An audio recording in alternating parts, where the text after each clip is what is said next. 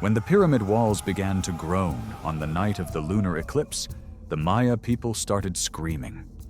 Young priest Ah Puch K'inich's hands trembled, because the voices spoke only to him, and what they said came from centuries past.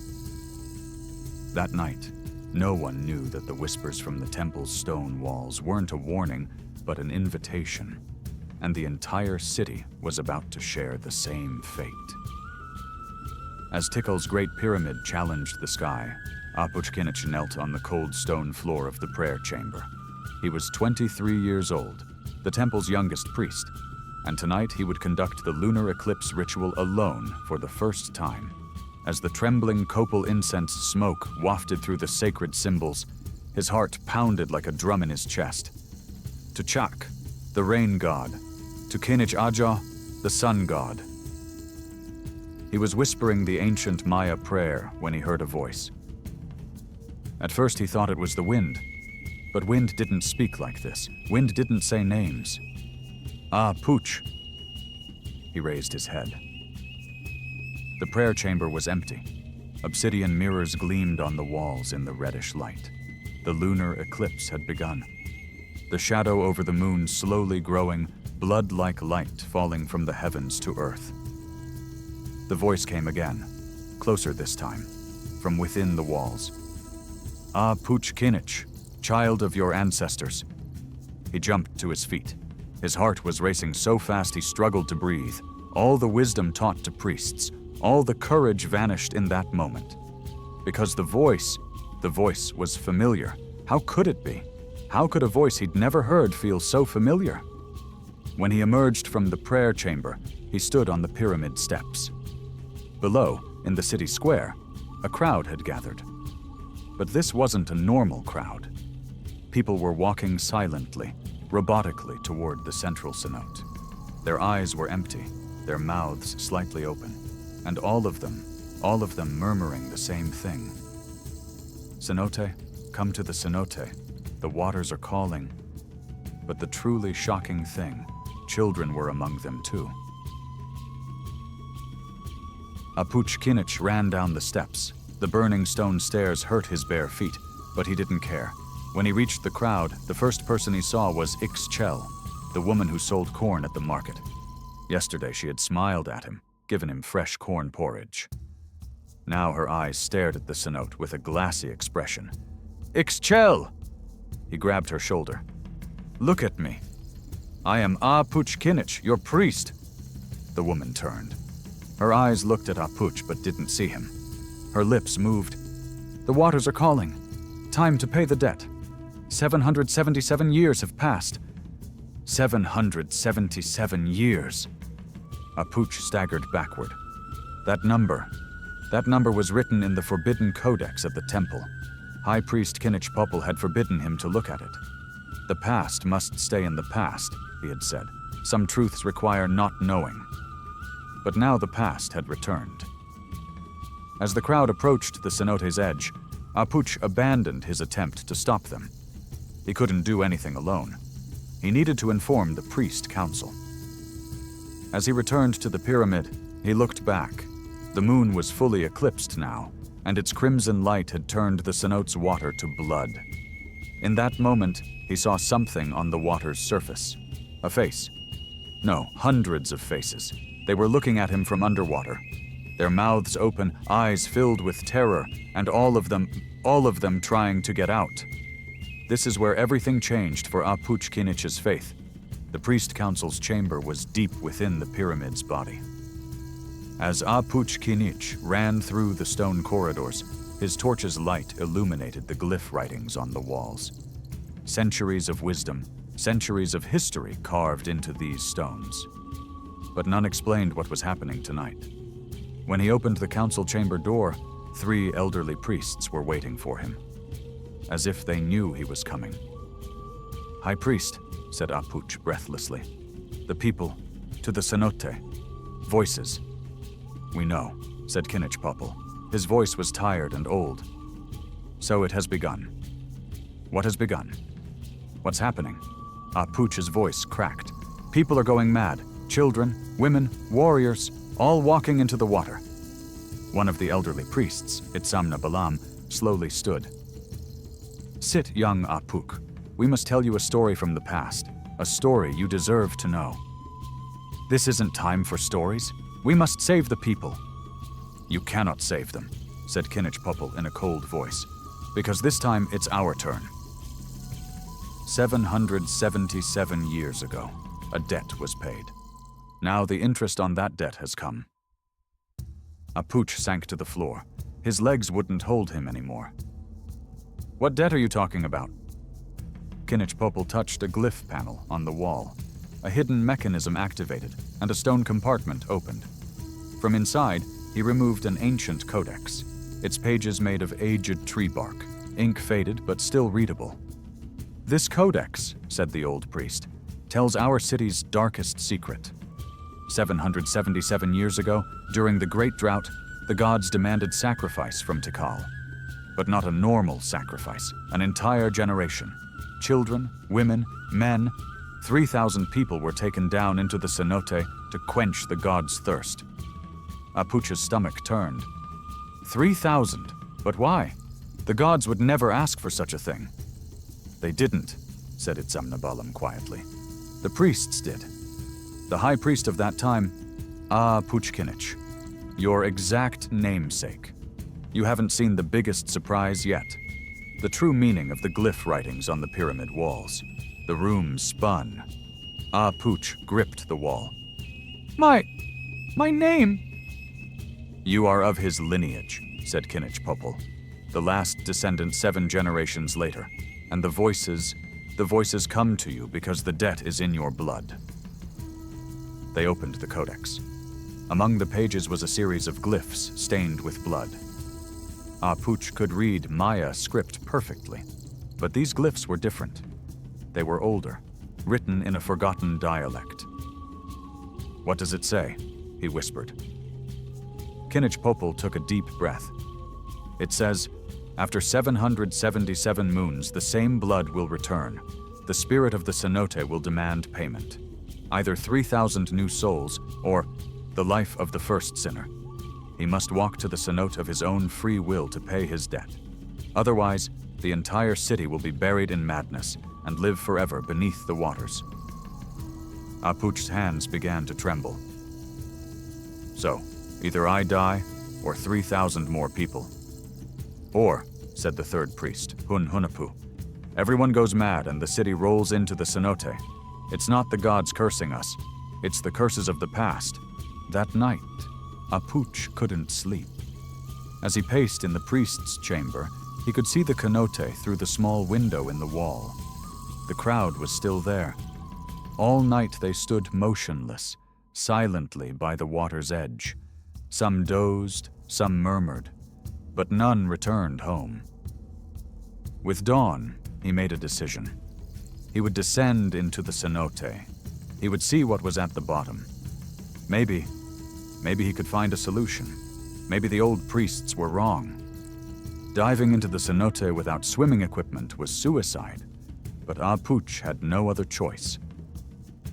Through the secret entrance at the city's edge, via the underground river, he could reach the cenote's depths.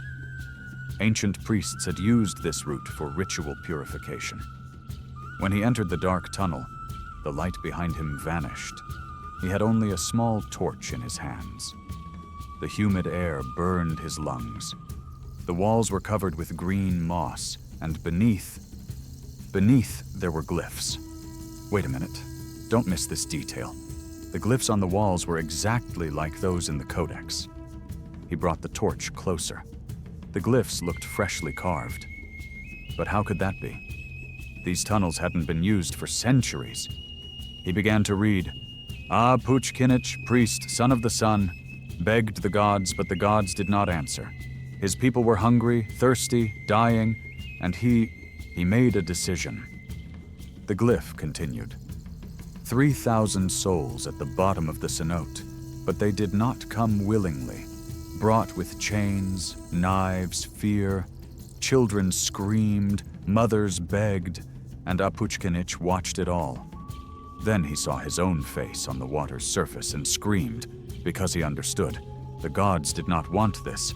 They wanted madness, and he had gone mad. Ah Puch staggered backward. The wall was wet, slippery. He fell. The torch dropped to the ground, went out. Darkness, absolute darkness, and silence. Then, whispers. Ah Puch, have you returned? We were waiting for you. 777 moons, such a long wait. Now come to the water.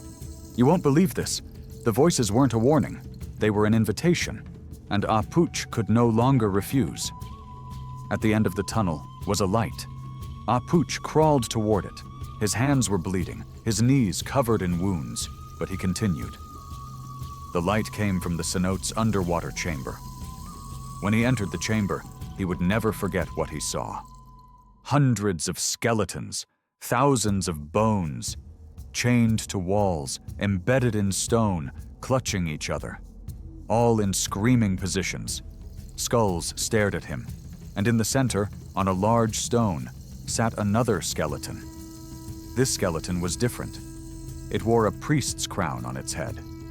An obsidian knife remained embedded in its chest, and before it stood a glyph stone. Ah Puch approached. The sound of the waters echoed in his ears. He read the glyph stone. I am Ah Puch K'inich, priest, murderer, madman. I killed 3,000 souls so that rain would fall. But rain did not fall, only blood flowed. And now I wait here, for someone of my own blood to come, and either forgive me or continue my curse. On the back of the stone was another instruction. If you forgive, the curse ends, but 3,000 new souls will be required. If you curse, everyone goes mad and the city is buried in the Cenote. If you join me, walk to the Cenote yourself, willingly, then only you die and everyone is saved. Ah Puch knelt before the skeleton, hands trembling, voice breaking. Ancestor, he said, what have you done? The skeleton didn't answer, but the water did. A bubble rose from the Cenote's bottom, then another, then hundreds. Faces emerged from within the water, children's faces, women's faces, men's faces. All were in agony, all looked at him. Save us! Take revenge! End this! No! Ah Puch screamed. No, I am not him! I don't carry his sin! But he did. He carried it in his blood, and the city, he could save the city. What you're seeing now is nothing. You're about to see the past's true face, the night of the massacre. The water began to rise. Ah Puch stood up, but there was nowhere to escape. The pool of water passed his ankles, past his knees, reached his waist. It was cold and viscous water. It smelled of death. Then the visions began. A scene unfolded before his eyes, 777 years ago. The same cenote, but dry. Old Ah Puch K'inich was there. Young, idealistic, frightened, warriors surrounded him, and people bound in chains. No! Someone was pleading. Please, my children, they're innocent! The gods demanded it, the old Ah Puch was saying, but his voice trembled. For rain, for harvest. The gods would never want this, a woman screamed. You're insane, power-hungry, a terrible creature. Old Ah Puch raised the knife. His hands trembled. Tears were in his eyes, but the knife came down. Once, twice, 100 times. Blood filled the cenote. Screams rose to the sky, and the rain didn't come. By day's end, 3,000 corpses lay at the cenote's bottom. Old Ah Puch K'inich looked at his hands. They were red with blood. He looked at the sky, still dry. Then he understood. The gods didn't want this. He did. He wanted power. He wanted the people's fear. He wanted to be remembered in history, and he was remembered as a murderer. That night he went mad. He screamed at the cenote's edge for hours. Then he threw himself into the water, but the waters rejected him. Again and again he dove, but each time he surfaced. The cenote didn't want him, because he felt no remorse. He was only afraid of being caught. Finally, he plunged the obsidian knife into his chest. But still, he didn't die. He was cursed. Forever he would live at the Cenote's bottom with the spirits of his victims. This is where everything changed, because Ah Puch now knew.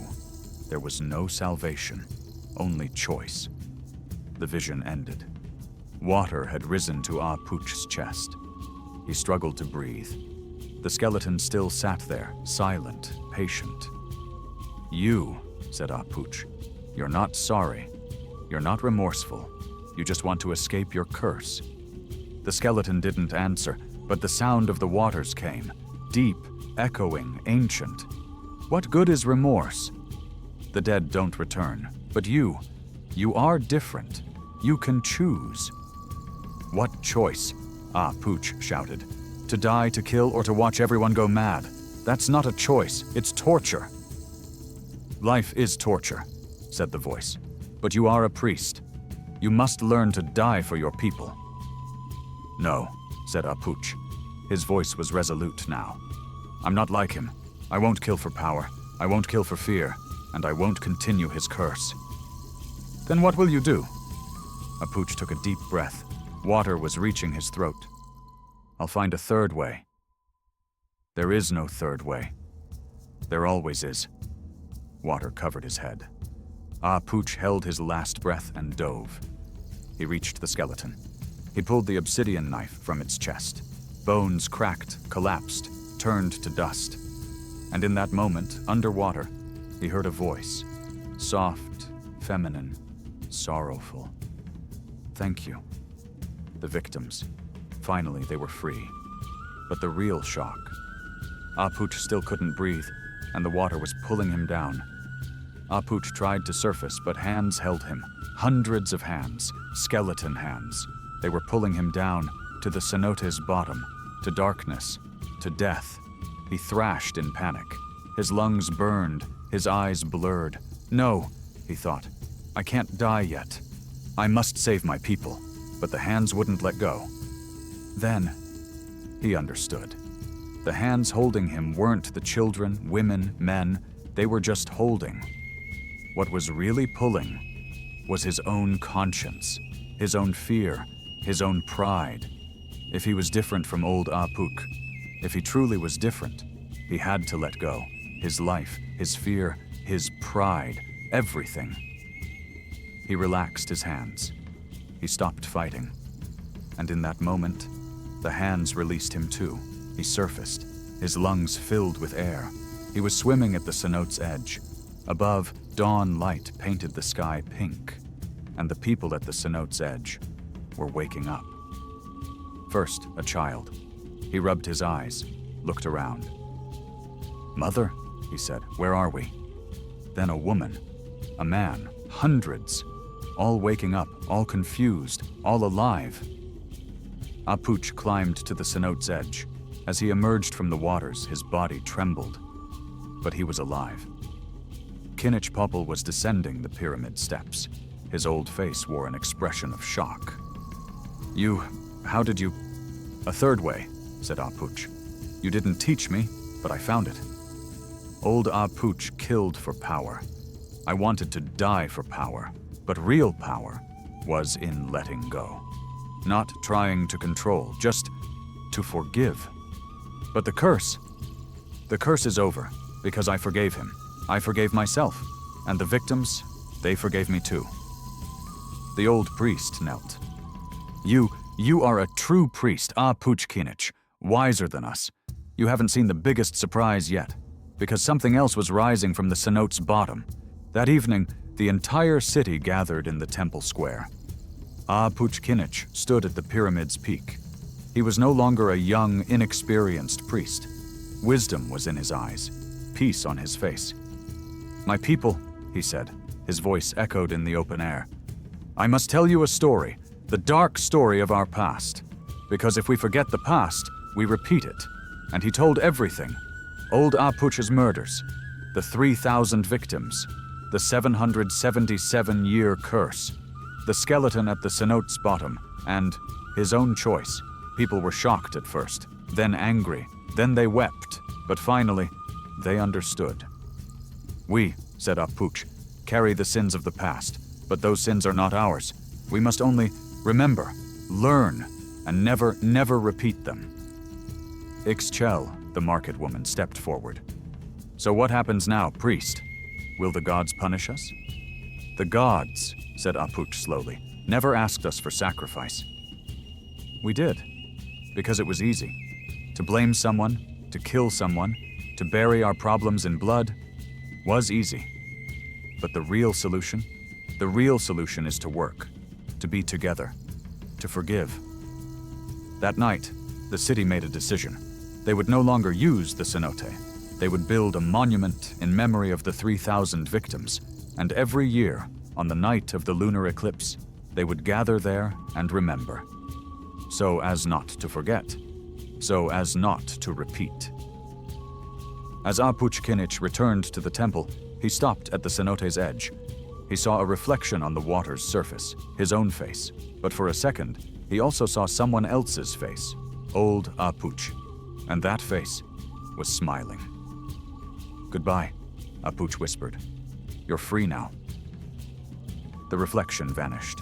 Only moonlight remained on the water. Everyone had learned the truth, but the real shock was the stone tablet Ah Puch K'inich found when emerging from the cenote. 3 months later, Ah Puch K'inich was working in the temple's most secret chamber. The stone tablet he'd retrieved from the cenote lay before him. He was slowly decoding the glyphs on it. And what they said was terrifying. This curse is not only in Tikal, in all Maya cities, 777 year cycles. Every city has its own sin, and all of them are awakening at the same time. Ah Puch leaned against the wall. His hands trembled. In the distance, through the window, he could see other pyramids, other cities, other cenotes, and from all of them, whispers were rising. The tablet continued. "The first cycle ends in Tikal, the second in Kopan, the third in Palenque. 7 cities, 7 curses, 7 priests of the same blood, and if even one fails, if even one chooses wrong, all Maya civilization will sink into madness." Ah Puch K'inich closed his eyes.